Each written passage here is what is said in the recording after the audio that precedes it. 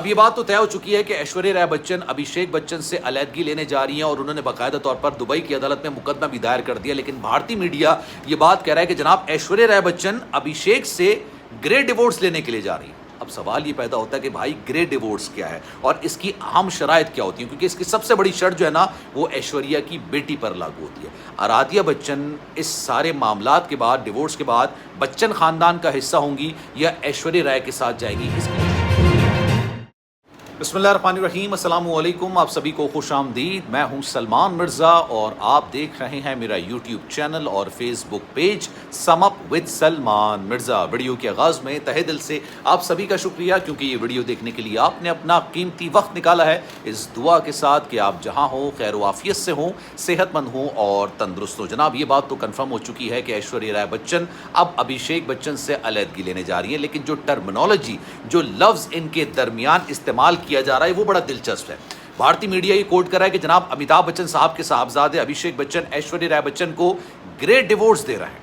अच्छा, मुझे बड़ी हैरत हुई कि बचपन से जो हमने सुनते हुए आ रहे हैं वो तलाक, सेपरेशन, अलहदगी, उसका लफ्ज़ जो होता है ना वो डिवोर्स का होता है। मतलब इंग्लिश के अंदर उसकी टर्मिनोलॉजी डिवोर्स की समझी जाती है। ये grey, white, blue, black, green, ये तो हमने कलर्स में सुना है। अब ये ग्रे डिवोर्स क्या चीज़ है? और जब मैं इसकी कुछ तहकीक कर रहा था, कुछ अपनी होमवर्क कर रहा था आपको वीडियो बनाने से पहले कि भाई ग्रे डिवोर्स एग्जैक्टली क्या होता है, तब कुछ हकाइक मेरे सामने आए, वो मैं आज आपके साथ शेयर करूंगा। लेकिन इस चीज़ को समझने के लिए, इस टर्मिनोलॉजी को समझने के लिए, और दुबई के अंदर ये तमाम चीज़ें क्यों हो रही हैं, दुबई की अदालत की जानिब से क्या बात निकल कर सामने आई, तमाम चीज़ें आपको बताऊंगा। लेकिन जनाब ग्रे डिवोर्स को समझने से पहले आपको एक सोच को समझना होगा। ये सोच किसी और की नहीं है बल्कि बच्चन खानदान की है।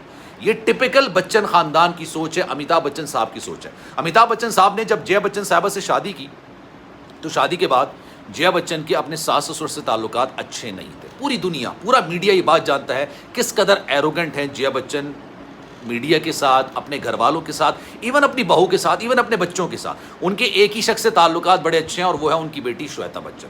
अच्छा, जब मामलात बहुत ज़्यादा ख़राब हुए जया बच्चन के अपने सास ससुर से, तो उन्होंने एक नया घर ले लिया जिसका नाम उन्होंने जलसा रखा। बहुत कम लोग ये बात जानते हैं, लेकिन जो शोबिस को कवर करते हैं, बॉलीवुड को कवर करते हैं, जो पापराजी हैं, वो अच्छे तरीके से इस बात से बखूबी वाकिफ़ हैं कि अमिताभ बच्चन साहब और जया बच्चन अलग अलग घरों के अंदर रहते हैं, लेकिन दोनों ने आपस में कभी भी अलहदगी का डिस्कस नहीं किया मैटर, कभी भी उनके दरमियान अलहदगी की नहीं। फिर 21 साल की उम्र में उन्होंने अपनी इकलौती बेटी श्वेता बच्चन की शादी कर दी। शादी उन्होंने की जनाब निखिल नंदा से। अच्छा, जब ये शादी हुई थी तब अमिताभ बच्चन साहब के जो हालात थे ना काफ़ी ज़्यादा ख़राब थे। उनका एक प्रोडक्शन हाउस था और उस प्रोडक्शन हाउस में उनको काफ़ी ज़्यादा नुकसानात का सामना करना पड़ता है। इसलिए उन्होंने चाहा कि श्वेता बच्चन जो उनकी 21 साल की ही बेटी थी उनका फ्यूचर सिक्योर कर दिया जाए। अब उन्होंने उनकी शादी की निखिल नंदा से। निखिल नंदा किनके बेटे हैं जनाब? रितु नंदा के बेटे हैं। अब आप ये सवाल करेंगे जनाब रितु नंदा कौन है? रितु नंदा राज कपूर की बेटी है। यानी किसी तरीके से समहाउ बच्चन खानदान ने कपूर खानदान से अपने ताल्लुकात को उस्तवार कर लिया, बच्चन खानदान से उनका लिंक हो गया। फिर ये मामला आगे बढ़ते चले गए। फिर देखने में आया कि जनाब श्वेता बच्चन के भी निखिल नंदा से ताल्लुकात ख़राब होना शुरू हुए और कई अरसे के बाद उन्होंने अपनी वालिदा के साथ जलसा में रहना शुरू कर दिया। लेकिन कभी भी अलहदगी की, डिवोर्स की बातें मीडिया में नहीं आई, कभी भी नहीं आई। साथ नज़र आते हैं लेकिन साथ नहीं रहते हैं। उसके बाद फिर क्या हुआ?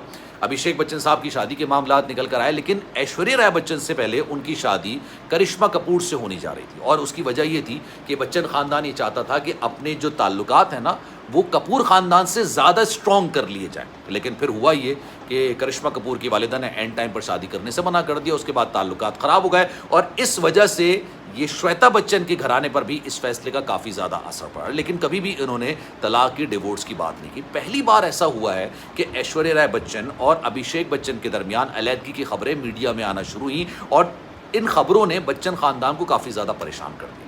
बच्चन ख़ानदान ना अपने स्टेटस को लेके, अपनी प्रेस्टीज को लेके, अपनी अना को लेके, अपने ख़ानदानी रिवायात को लेके बड़ा कॉन्शियस है जनाब।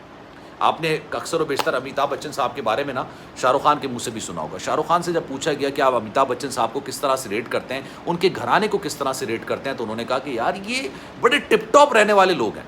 मतलब लगता है ऐसे कि ये सोते भी होंगे ना तो 3 पीस पहन के सोते होंगे, टाई, सूटेड बूटेड, इनके कपड़े बड़े शानदार होते हैं। इन्होंने अपना रख रखाव ऐसा रखा हुआ है कि मीडिया में इनके घर के बारे में किसी किस्म की कोई कंट्रोवर्सी ना हो।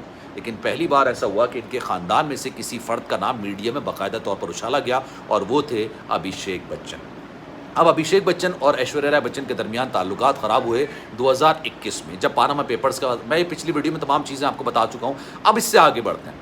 अब इन्होंने ये बात सोची कि जनाब यहाँ पर अगर अलहदगी लेंगे तो फिर मामलात मज़ीद ख़राब होने शुरू हो जाएंगे, मार्केट में इनका नाम ख़राब हो जाना शुरू हो जाएगा। और अमिताभ बच्चन साहब ने अपने पीक के बाद एक ऐसा वक्त देखा था जब उनको अपने बावर्ची को तनख्वाह देने के पैसे नहीं थे। अपने पीक के बाद 80s और 90s के वक्त के बाद उन्होंने एक ऐसा वक्त देखा था जब उनके पास इतने पैसे नहीं थे कि वो अपने बावर्ची को तनख्वाह दे सके। और उसके बाद उन्होंने कौन बनेगा करोड़पति साइन किया था और फिर उन्होंने तरक्की की मनाजिल तय करना शुरू की। अब जनाब हुआ ये कि ऐश्वर्या राय बच्चन की वालिदा जो हैं वो दुबई के अंदर रहती हैं। पिछले दिनों ऐश्वर्या राय बच्चन ने अपना 50वां बर्थडे सेलिब्रेट किया, 50वां बर्थडे सेलिब्रेट किया। सुनने में और देखने में तो ऐसा लगता है कि जनाब ये एक बहुत बड़ा इवेंट होना चाहिए।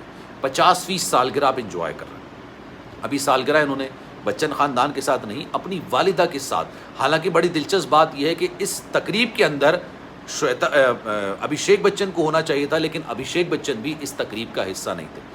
फिर रिसेंटली जो अनंत अंबानी की शादी की तकरीब हुई है, इसमें भी दोनों ख़ानदान तो एक ही है, लेकिन दोनों पार्टीज़ ने, ख़ानदान की दोनों पार्टीज़ ने शिरकत की, लेकिन अलग अलग शिरकत की। दोनों ने अलग अलग तहाइफ भी दिए।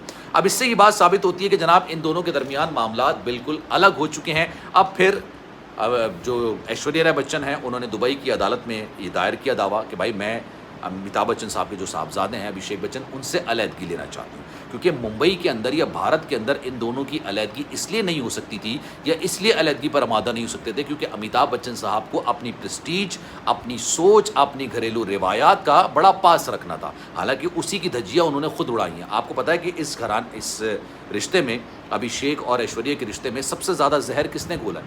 सबसे ज़्यादा जहर जो घोलने वाले हैं वो कोई और नहीं है बल्कि श्वेता बच्चन है। श्वेता बच्चन अपना घर ख़राब करके जब जलसा के अंदर शिफ्ट हुई, जलसा के बाद वो प्रतीक्षा घर के अंदर शिफ्ट हुई, उसके बाद उन्होंने घरेलू मामलात में इंटरफेयर करना शुरू किया। ऐश्वर्या राय को एक ही एरोगेंट खातून का सामना करना पड़ा था जिनका नाम जया बच्चन था, फिर उनको दूसरी एरोगेंट खातून का सामना करना पड़ गया जिनका नाम श्वेता बच्चन था। फिर ये मामला इतने बिगड़े कि फिर ये सॉल्व होने का नाम नहीं ले रहा। अब आते हैं जनाब, ये ग्रे डिवोर्स क्या होती है? ग्रे डिवोर्स का मतलब ये होता है कि जनाब आप तकरीबन 40-50 साल साथ रहें, उसके बाद बुढ़ापे में जाके आप अलग होते हैं। आपने इसमें कुछ इसके नुकसानात भी होते हैं, कुछ फ़वाइद भी होते हैं। नुकसानात ये होता है कि आपने एक तवील अरसा जो रिलेशनशिप का बनाया होता है वो आखिर में ख़त्म होने जा रहा होता है। और इसके फ़वाइद ये होते हैं कि आपके दरमियान जो पैसे की लेन देन होती है, जो जायदाद की डिस्ट्रीब्यूशन होती है, उसमें कुछ लचक दिखाई जाती है। और इसी वजह से इन दोनों के दरमियान ग्रे डिवोर्स का लफ्ज़ इस्तेमाल किया जा रहा है। अब मैं आपको एक और दिलचस्प बात बताता हूँ। इस सारे मामले के अंदर एक और किरदार भी है। इस किरदार की तस्वीर सबके सामने है। मैं इस किरदार के बारे में बड़ी डिटेल में बात करूंगा क्योंकि ऐश्वर्या राय बच्चन के बारे में अब ये बात भी निकल कर आई है कि अभिषेक से पहले ऑलरेडी इनकी एक शादी हुई थी और ये मामला जो है ना वो किसी से ढके छुपे नहीं। अब इस बारे में उन्होंने क्या कहा ये अगली वीडियो में आपको डिटेल बताऊंगा। इस पर आपकी राय क्या है मैं चाहूँगा कि कॉमेंट सेक्शन में अपनी राय का इज़हार ज़रूर कीजिएगा। सलमान मिर्ज़ा को दीजिए इजाज़त। ज़िंदगी रही, सेहत रही, आपकी दुआएं रही तो इंशाल्लाह आपसे फिर मुलाकात होगी। ख्याल रखिएगा। अल्लाह हाफ़िज़।